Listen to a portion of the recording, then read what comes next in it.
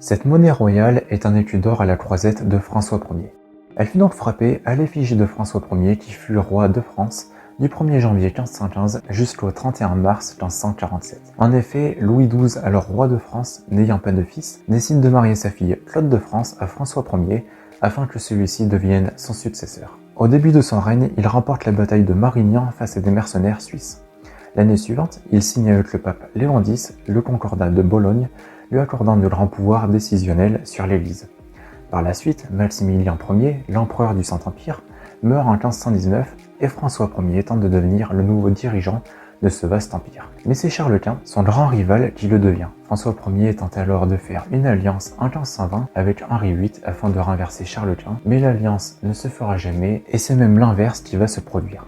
Des batailles éclatent alors et François Ier est fait prisonnier en Espagne en 1526. Pour être libéré, l'accord de Madrid est créé, accord qui l'oblige notamment à céder la Bourgogne. Il l'accepte mais le reniera à sa libération. La guerre continue mais en 1529, une paix est signée et François Ier, alors veuf depuis 100 ans, épouse la sœur de Charles Quint, Éléonore de Habsbourg. La guerre recommence en 1536 et des phases de bataille et de trêve vont s'enchaîner jusqu'en 1544 et 1546, où les paix avec le Saint-Empire puis l'Angleterre seront signées.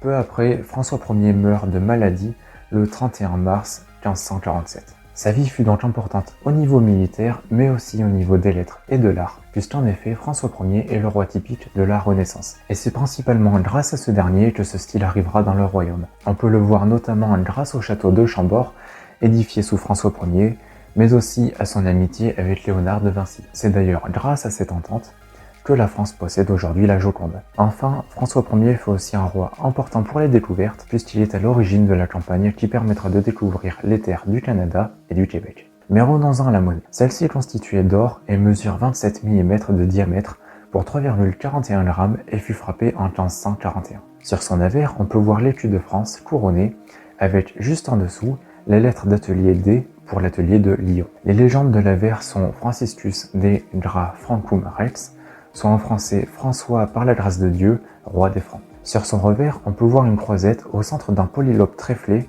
composé de 11 lobes.